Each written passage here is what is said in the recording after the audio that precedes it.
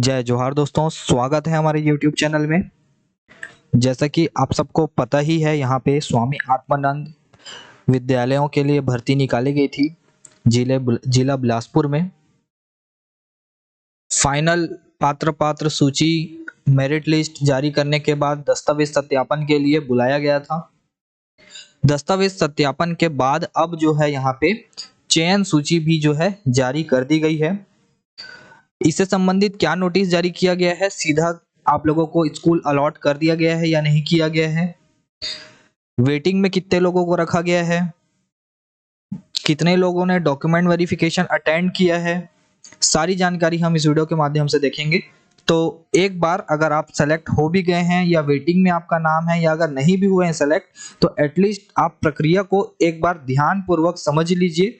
उसके बाद में फिर आप जो है कोई भी डिसीजन लीजिएगा, ठीक है। तो हम लोग देखेंगे यहाँ पे जो है इसके लिए क्या नोटिस जारी किया गया है। तो आप लोगों को कुछ नहीं, जिले के वेबसाइट पर आ जाना है, ठीक है। और यहाँ पे नोटिस में भर्तियों में जब आएंगे आप, तो भर्तियों में ही आपको यहाँ पे सामने में देख पा रहे होंगे सेजे संविदा नियुक्ति के यहाँ पे जो है सारी जो सूची है वो अपलोड कर दी गई है। यहाँ पे देख पाएंगे आप, चयन सूची है, प्रतीक्षा सूची है, कंप्यूटर शिक्षक का जो है व्यायाम, ये सबका दस्तावेज सत्यापन, परीक्षण सूची है, ये मेरिट सूची है परीक्षण के उपरांत, है ना, और ये परीक्षण सूची है। तो ये सारी चीजें आपको यहाँ पे अवेलेबल करा दी गई हैं, ठीक है। तो चलिए नोटिस देख लेते हैं हम लोग कि क्या नोटिस में लिखा हुआ है, समझेंगे अच्छे से डिटेल में। तो वीडियो के अंत तक जरूर से बने रहिएगा, ठीक है। अगर आप चयन सूची में आपका नाम है तो भी आपके लिए ये बहुत ज्यादा जरूरी है। अगर आपका नाम प्रतीक्षा सूची में भी है तो आपके लिए ये वीडियो बहुत ज्यादा महत्वपूर्ण होने वाला है, ठीक है। तो देख सकते हैं ये जो है नोटिस जारी कर दिया गया है 4/12/2024 यानी कि आज के डेट पर ही। तो यहाँ पे पढ़ लेते हैं। तो स्वामी आत्मानंद उत्कृष्ट अंग्रेजी माध्यम विद्यालयों में संविदा भर्ती एवं पद स्थापना हेतु काउंसलिंग तिथि जारी की गई है, ठीक है। बिलासपुर जिले में संचालित स्वामी आत्मानंद उत्कृष्ट अंग्रेजी माध्यम विद्यालयों में कुल 187 पदों पर यहाँ पे संविदा भर्ती हेतु विज्ञापन जारी करके ऑनलाइन आवेदन मंगाया गया था। आवेदन के आधार पर जारी मेरिट सूची से एक पद के विरुद्ध 5 गुना अभ्यर्थियों को दस्तावेज सत्यापन में बुलाया गया और सत्यापन में उपस्थित पात्र और अपात्र अभ्यर्थियों की संख्यात्मक जानकारी यहाँ पे निम्नानुसार दे दी गई है, ठीक है। तो यहाँ पे देख लीजिए, व्याख्याता में देख सकते हैं 57 पद के लिए यहाँ पे 285 लोगों को बुलाया गया था, लेकिन यहाँ पे सिर्फ और सिर्फ यहाँ पे जो है 172 यहाँ पे जो है टोटल 199 यहाँ पे अटेंड किए दस्तावेज सत्यापन को, और उसमें से 27 लोगों को अपात्र किया गया और 86 यहाँ पे अनुपस्थित रहे हैं, ठीक है। तो टोटल 172 यहाँ पे निकल कर आ रहे हैं, ठीक है। उसके साथ ही साथ यहाँ पे शिक्षक पद के लिए देख सकते हैं यहाँ पे तो 29 पद यहाँ पे रखे गए थे। 29 पद के लिए यहाँ पे 145 लोगों को बुलाया गया था। 145 में से सिर्फ और सिर्फ यहाँ पे 80 लोग ही उपस्थित हुए थे, ठीक है। और 80 में भी यहाँ पे सिर्फ और सिर्फ 50 लोग ही पात्र पाए गए, बाकी 30 जो थे वो अपात्र पाए गए हैं यहाँ पे, ठीक है। और यहाँ पे टोटल 65 जो है अनुपस्थित थे। उसके साथ यहाँ पे सहायक शिक्षक की बात करें तो सहायक शिक्षक में 55 पोस्ट था।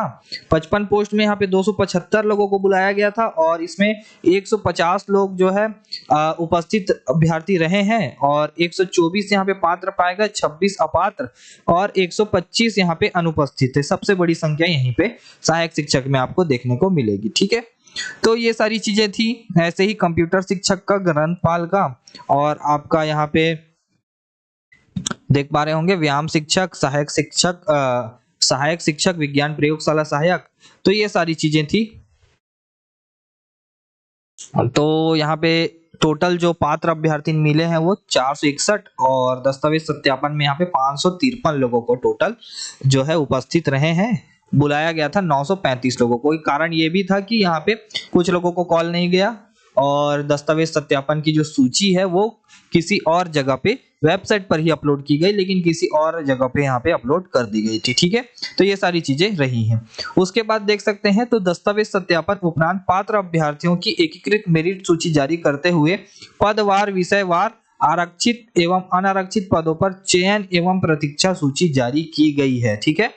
आवेदक जो होंगे वो बिलासपुर जिले के पोर्टल bilaspur.gov.in में दस्तावेज सत्यापन उपरांत पात्र अपात्र आवेदकों की सूची, पदवार मेरिट सूची तथा चयन एवं प्रतीक्षा सूची का अवलोकन कर सकते हैं। ठीक है, आपको मैं बता दूं, ये अगर आप नहीं भी वेबसाइट तक पहुंच पा रहे हैं तो मैं आपको अपने टेलीग्राम चैनल में अवेलेबल करा दूंगा। हमारे टेलीग्राम चैनल का लिंक आपको इस वीडियो के डिस्क्रिप्शन में मिल जाएगा। ठीक है, उसके बाद देख सकते हैं, चूंकि विज्ञापन विद्यालयवार जारी किया गया है, अतः चयनित उम्मीदवारों की मेरिट क्रम के अनुसार काउंसलिंग के द्वारा पद स्थापना किया जाएगा। ठीक है, यहाँ पे आप लोगों का एक काउंसलिंग कराया जाएगा। ठीक है, कि आप जो है किस स्कूल में जाना चाहते हैं और किस स्कूल को आपको जो है नहीं जाना है। ठीक है, इसके लिए आपके पास प्रॉपर विज्ञापन का प्रारूप आपके पास में होना चाहिए, ये सारी चीजें हैं।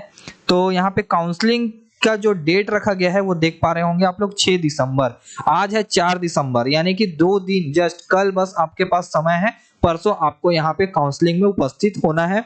दोपहर 12 बजे से आपका जो है काउंसलिंग शुरू हो जाएगा। और यहाँ पे देख पा रहे होंगे, प्रार्थना भवन कार्यालय जल संसाधन विभाग कलेक्ट्रेट के सामने बिलासपुर छत्तीसगढ़ में आयोजित किया जा रहा है। ठीक है, उसके बाद देख सकते हैं, जिला शिक्षा अधिकारी ने विज्ञप्ति जारी की है कि पोर्टल में चयन सूची के सभी आवेदक काउंसलिंग में अनिवार्यता उपस्थित हों।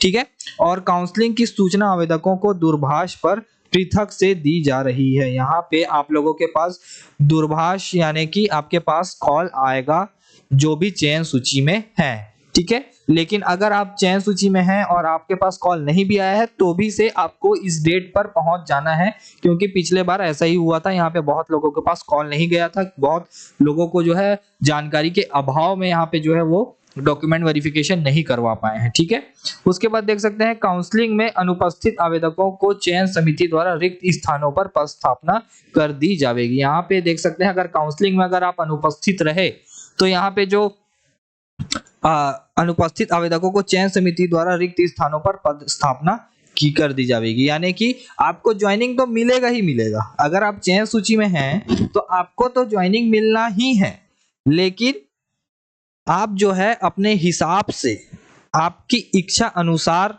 आप जो है वहां पे काउंसलिंग में भाग लेकर स्कूल नहीं चूज कर पाएंगे। ठीक है, बस बात ये है। अगर आप चयन लिस्ट में है तो आप अगर काउंसलिंग में नहीं भी जा पाते हैं तो भी आपको कोई ना कोई एक स्कूल में पोस्टिंग दिया ही जाएगा।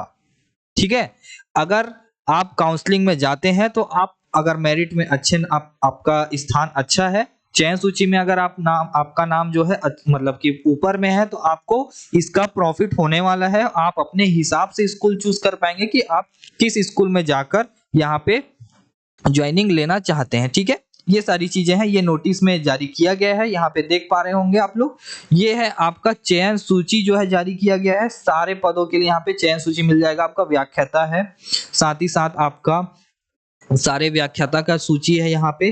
ठीक है, उसके साथ ही साथ शिक्षक और ये सारी सूचियां जो है यहाँ पे आपको अवेलेबल करा दी गई हैं। यहाँ पे देख पा रहे होंगे, शिक्षक गणित है, सहायक शिक्षक है। ठीक है, और आपका लाइब्रेरियन है। सारे पदों के लिए यहाँ पे आपको सूची मिल जाएगी। ये सारे सूची आपको हमारे टेलीग्राम चैनल में अवेलेबल हो जाएगा। ठीक है, और उसके बाद देख लीजिए, यहाँ पे जो है प्रतीक्षा सूची भी जो है अलग से जारी की गई है। यहाँ पे देख पा रहे होंगे आप लोग, प्रतीक्षा सूची व्याख्याता संस्कृत। ठीक है, तो हर पोस्ट के लिए यहाँ पे जो है 5 लोगों को डॉक्यूमेंट वेरिफिकेशन में बुलाया गया था। तो यहाँ पे 2 लोगों को चयन करके, अगर यहाँ पे 2 पोस्ट था मान लीजिए व्याख्याता संस्कृत में, तो यहाँ पे 2 लोगों को चयन किया गया है, बचे 8 लोगों को यहाँ पे जो है प्रतीक्षा सूची में डाल दिया गया है। ठीक है, तो ये सारी चीजें हैं। अगर कोई अभ्यर्थी जो चयन सूची में है और उसके बाद वो ज्वाइनिंग नहीं लेता है, ठीक है, अगर वो ज्वाइनिंग नहीं लिया तो सबसे पहले नाम आएगा जो वेटिंग लिस्ट में टॉप में होंगे, उस अभ्यर्थियों को वहां पे बुलाया जाएगा और वहां पे उनके नाम से ज्वाइनिंग ऑर्डर निकाला जाएगा। कब तक? 1 साल के लिए ही। यानी कि अगर मान लीजिए 1 जनवरी 2025 को आपको ज्वाइनिंग मिल रहा है, ठीक है, तो उस ज्वाइनिंग डेट पे अगर वो अभ्यर्थी ज्वाइन नहीं करता है तो फिर तो तत्काल आपको जो है यहाँ पे नियुक्ति मिल जाना है वेटिंग वालों से। लेकिन अगर अभ्यर्थी ज्वाइन करता है और मान लीजिए वो 2-4 महीने या 6 महीने या 1 साल के अंदर अंदर अगर वो पद छोड़कर किसी भी कारण से अगर वो उस पद को छोड़ देता है तो वो पद हो जाएगा रिक्त। तो 1 साल के लिए चयन आपका जो वेटिंग लिस्ट है, ठीक है, प्रतीक्षा सूची जो है वो वैध रहता है। 1 साल के अंदर अगर कोई भी पोस्ट खाली होगा तो इस चयन सूची के माध्यम से ही वहां पे जो रिक्त पद है उसको फिर से भरा जाएगा। और चयन सूची प्रतीक्षा सूची से कैसे भरा जाएगा, तो प्रतीक्षा सूची में जो टॉप के अभ्यर्थी होंगे उनको प्राथमिकता देते हुए उन अभ्यर्थियों को पहले बुलाया जाएगा या उन अभ्यर्थियों से कांटेक्ट करने की कोशिश की जाएगी, उसके बाद ही उनके बाद वाले अभ्यर्थियों को मौका दिया जाएगा। तो ये सारी चीजें हैं, ठीक है, उससे संबंधित आपको मैंने सारी डिटेल्स यहाँ पे बता दी हैं। और अगर आपको फिर भी कोई डाउट होता है तो आप हमें टेलीग्राम चैनल, इंस्टाग्राम या फिर इस वीडियो के कमेंट बॉक्स में आप हमसे कोई भी डाउट पूछ सकते हैं। तो मिलते हैं दोस्तों अगले वीडियो में। और जो भी चयनित अभ्यर्थी हैं उन लोगों को बहुत बहुत यहाँ पे बधाई। तो वीडियो पसंद आया होगा तो वीडियो को लाइक, शेयर, कमेंट जरूर से कर दीजिएगा और चैनल को सब्सक्राइब करना ना भूलें। धन्यवाद।